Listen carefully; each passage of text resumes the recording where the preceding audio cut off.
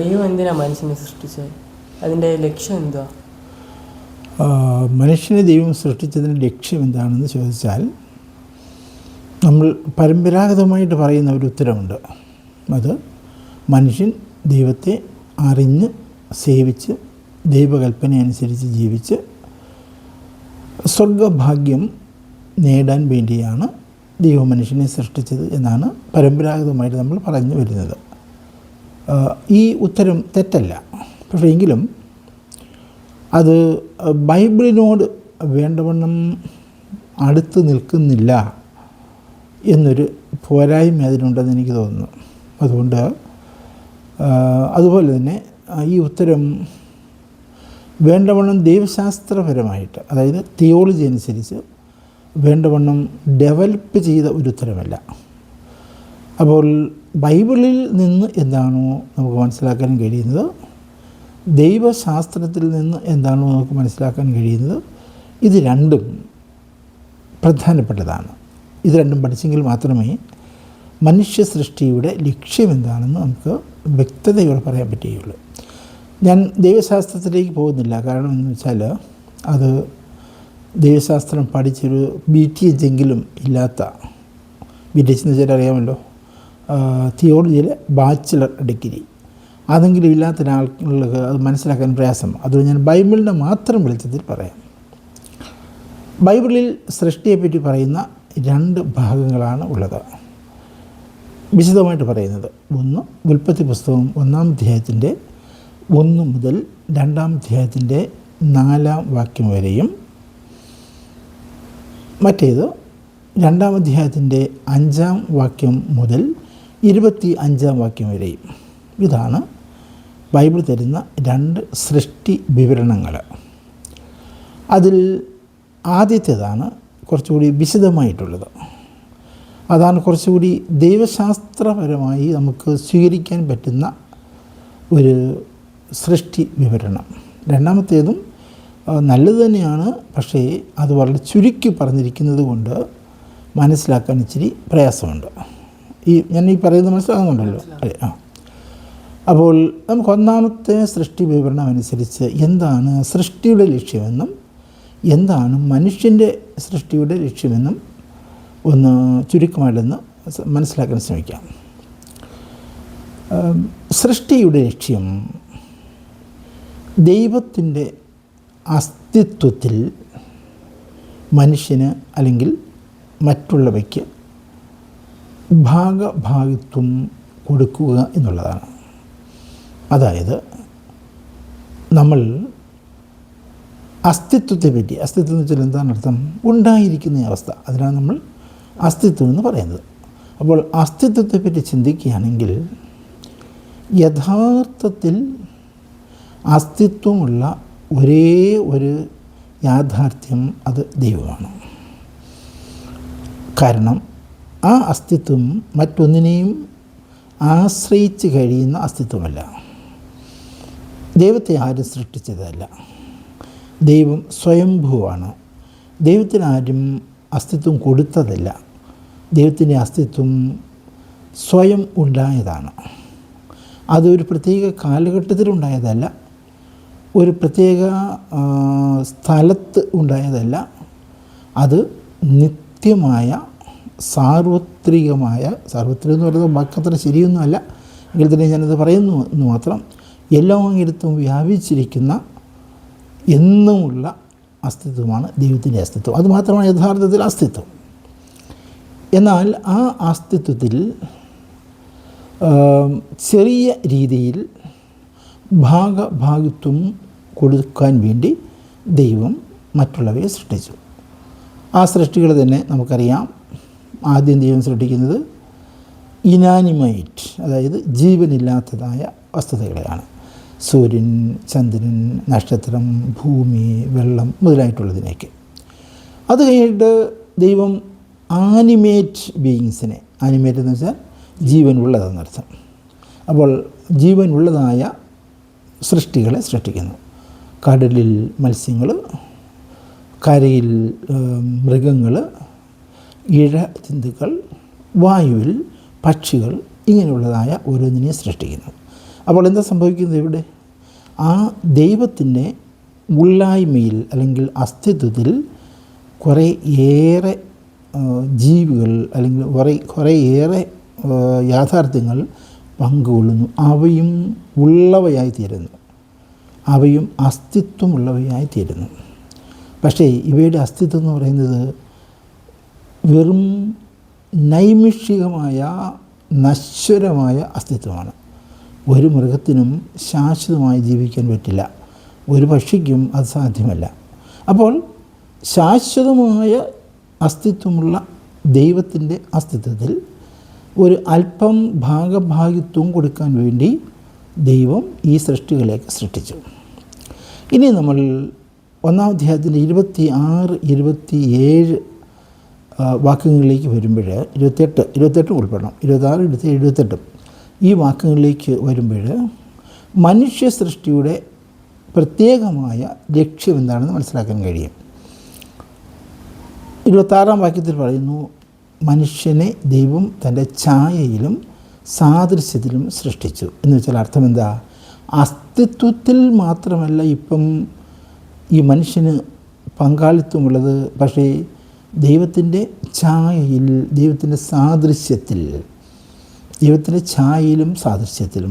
ഒരു ഡൗട്ട്, ഇപ്പം ദൈവത്തിൻ്റെ ഇപ്പം ഛായയും സാദൃശ്യം അതൊരു നല്ലൊരു ചോദ്യമാണ്. ദൈവം അരൂപിയാണ്, ദൈവത്തെ കാണാൻ പറ്റില്ല, ദൈവത്തിന് കളറില്ല, ദൈവത്തിന് ഷേപ്പില്ല, ദൈവത്തിന് രൂപമില്ല എന്നൊക്കെയുള്ളത് സത്യമാണ്. പക്ഷേ ഇവിടെ ഛായയെന്നും സാദൃശ്യമെന്നും പറഞ്ഞിരിക്കുന്നത് ഈ പുസ്തകം എഴുതിയ ആളിൻ്റെ ഭാഷയനുസരിച്ചാണ്. അയാൾ ഒരു മനുഷ്യനാണ്, പുസ്തകം എഴുതിയ ദൈവത്തിൻ്റെ നിവേശനം ലഭിച്ചാണ് എഴുതിയതെന്നുള്ളത് സത്യമാണ്. എങ്കിൽ തന്നെയും എഴുതിയ ആൾ ഒരു മനുഷ്യനാണ്. അയാൾക്ക് അയാളുടേതായ പരിമിതികളുണ്ട്. അയാൾക്ക് അയാളുടെ ഭാഷ അല്ലെങ്കിൽ മനുഷ്യൻ്റെ ഭാഷയല്ലാതെ മറ്റൊന്നും ഉപയോഗിക്കാൻ നിവൃത്തിയില്ല. അതുകൊണ്ട് ആ മനുഷ്യൻ തൻ്റെ ഭാഷയിൽ ദൈവത്തെ പറ്റി സംസാരിച്ചപ്പോൾ ദൈവത്തിൻ്റെ ഛായയെന്ന് സാദൃശ്യമെന്നും പറഞ്ഞു എന്ന് മാത്രം. അപ്പോൾ ദൈവത്തിൻ്റെ ഛായയെന്ന് സാദൃശ്യമെന്നും പറയുമ്പോൾ ഈ നേരത്തെ സൃഷ്ടിച്ച ഒരു സൃഷ്ടിക്കും ദൈവം കൊടുക്കാത്ത എന്തൊക്കെയോ സവിശേഷതകൾ കൊടുത്തുകൊണ്ടാണ് മനുഷ്യനെ സൃഷ്ടിച്ചത് എന്നർത്ഥം. അപ്പോൾ മനുഷ്യ സൃഷ്ടിയുടെ 1-ാമത്തെ ലക്ഷ്യം ഇതാണ്. എന്താ? ദൈവത്തിൻ്റെ ആന്തരികമായ സത്തയിൽ, ദൈവത്തിൻ്റെ ആന്തരികതയിൽ ഒരർത്ഥത്തിൽ പങ്ക് ഉള്ള ഒരു ജീവിയെ സൃഷ്ടിച്ചു. അതാണ് മനുഷ്യൻ.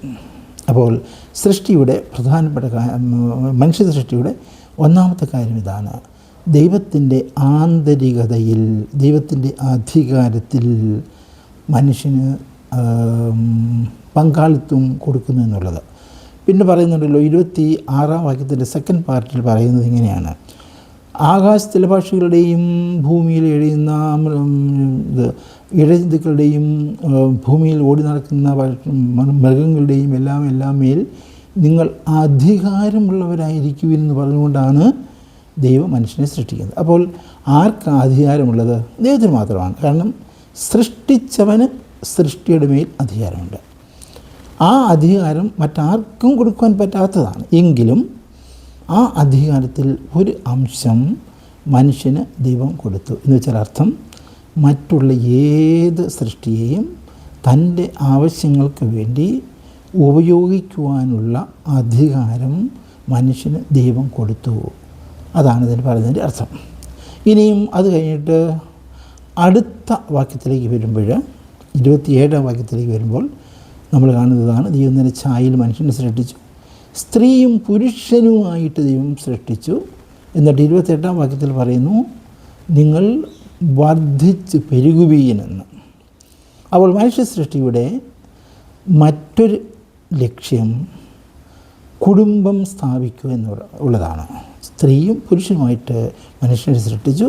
എന്നിട്ട് ദൈവം പറയുന്നു, വർദ്ധിക്കുവീൻ പെരുകുവീൻ എന്ന്. അതായത് നിങ്ങൾ കുടുംബം സ്ഥാപിക്കണം, നിങ്ങൾക്ക് മക്കളുണ്ടാകണം, അങ്ങനെ തലമുറയായിട്ട് നിങ്ങൾ ഈ ഭൂമിയിൽ എൻ്റെ ഛായ പേറിക്കൊണ്ട് ജീവിക്കണം എന്നുള്ളതാണ് അതിൻ്റെ അർത്ഥം.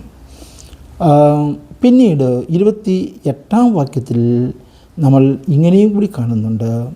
ദൈവം അവരോടിങ്ങനെ കൽപ്പിച്ചു, എന്താ, പെരുകി വർദ്ധിക്കുമെന്ന്, അല്ലേ? 27 കൽപ്പിച്ചു എന്നാണ് പറയുക, അല്ലെങ്കിൽ ദൈവം അവരോട് സംസാരിച്ചു എന്നാണ്. അപ്പോൾ രണ്ടുപേരെ സൃഷ്ടിച്ചിട്ടുള്ളായിരുന്നു. രണ്ടുപേരെന്നല്ല, അവിടെ സ്ത്രീയും പുരുഷനും എന്ന് പറയുമ്പോൾ ഒരു സ്ത്രീയെയും ഒരു പുരുഷനെയും എന്ന് നമ്മൾ ഒരിക്കലും മനസ്സിലാക്കരുത്. 26-ാം വാക്യത്തിൽ മനുഷ്യനെ എന്ന് പറയുന്നതിന് വേണ്ടി അവിടെ ഉപയോഗിച്ചിരിക്കുന്ന ഹീബ്രു വാക്ക് അദാം എന്നുള്ള വാക്കാണ്. ആ അദാം എന്ന് പറയുന്ന വാക്കിൻ്റെ അർത്ഥം ഒരു മനുഷ്യനെന്നല്ല, മനുഷ്യവർഗം എന്നാണ്. അപ്പോൾ ഈ ഒന്നാമത്തെ സൃഷ്ടി വിവരണം ഞാൻ നേരത്തെ പറഞ്ഞല്ലോ, ഒന്നാമത്തെ സൃഷ്ടി വിവരണം ഇവിടെ തുടങ്ങുന്നത് ഉൽപ്പത്തി 1:1 മുതൽ 2:4 വരെയാണല്ലോ. ഈ ഭാഗത്ത് മനുഷ്യൻ എന്ന വാക്ക്, മനുഷ്യനെന്ന് നമ്മൾ മലയാളത്തിൽ തർജ്ജമ ചെയ്തിരിക്കുന്ന ഹീബ്രു വാക്ക് ആദാം എന്നുള്ള വാക്കാണ്.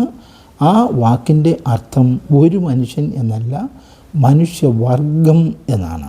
അപ്പോൾ മനുഷ്യവർഗത്തെ സൃഷ്ടിച്ചു. മനുഷ്യവർഗത്തെ എങ്ങനെ സൃഷ്ടിച്ചു? സ്ത്രീയും പുരുഷനുമായിട്ട് സൃഷ്ടിച്ചു. എന്നിട്ട് അവർക്ക് എന്താ കൊടുത്തത്? അവരോട് ദൈവം സംസാരിക്കുന്നു, ദൈവം അവർക്ക് കൽപ്പന കൊടുക്കുന്നു, നിങ്ങൾ വർദ്ധിച്ച് വരികയെന്ന്. അതായത് ദൈവം സംസാരിക്കുന്നു, മനുഷ്യനോട് സംസാരിക്കുന്നു. ദൈവം അതുവരെ ഒന്നിനോടും സംസാരിച്ചില്ല.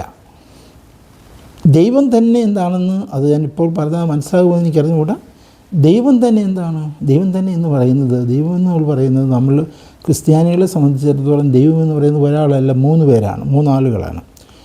അപ്പോൾ ആ 3 ആളുകൾ എന്ന് പറയുന്നത് ഒരു സംഭാഷണമാണ്.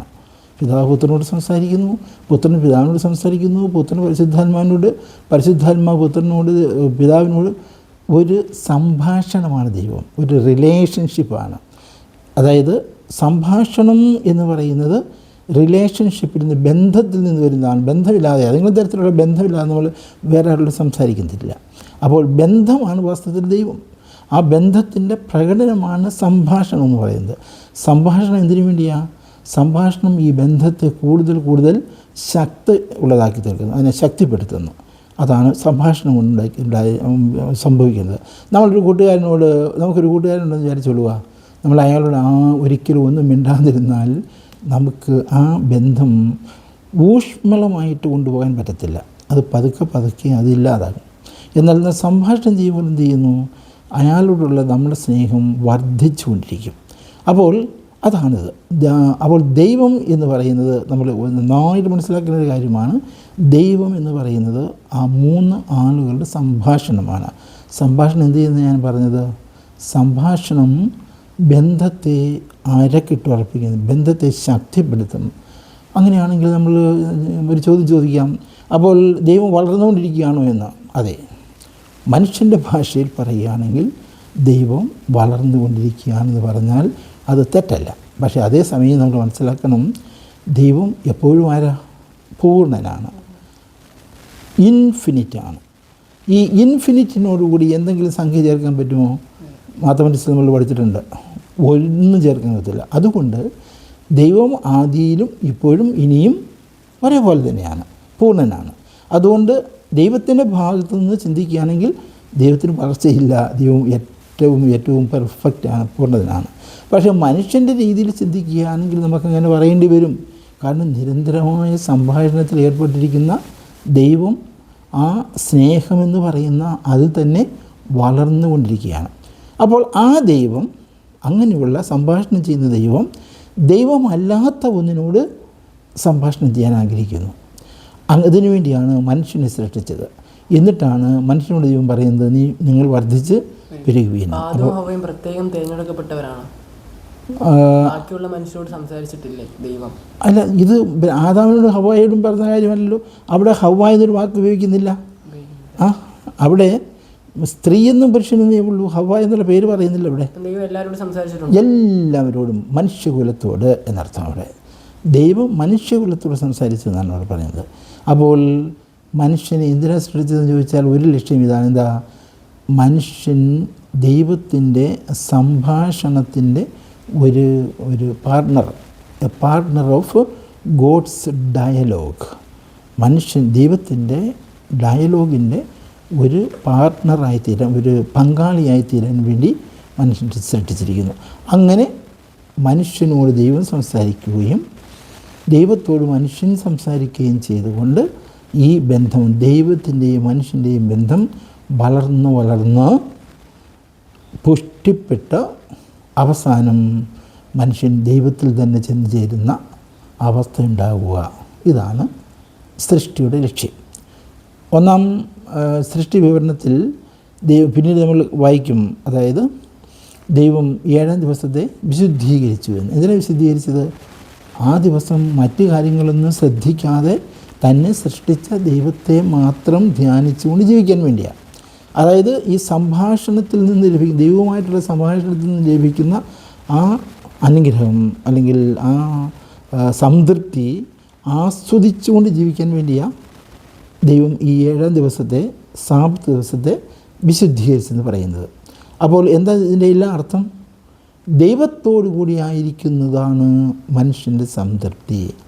ഈ സംതൃപ്തി മനുഷ്യന് കൊടുക്കാൻ വേണ്ടി, ദൈവത്തിൻ്റെ ഡയലോഗ് പാർട്ട്ണർ ആകാൻ വേണ്ടി, ദൈവത്തിൻ്റെ സംഭാഷണത്തിൽ ഉൾപ്പെടാൻ വേണ്ടി, ദൈവവുമായിട്ടുള്ള ബന്ധത്തിൽ വളരാൻ വേണ്ടി ദൈവം കൊടുക്കുന്ന, അത് അങ്ങനെ ലഭിക്കുന്നതായ ആ സന്തോഷം അനുഭവിക്കാൻ വേണ്ടി ആണ് ദൈവം മനുഷ്യനെ സൃഷ്ടിച്ചത് എന്ന് നമുക്ക് പറയാം.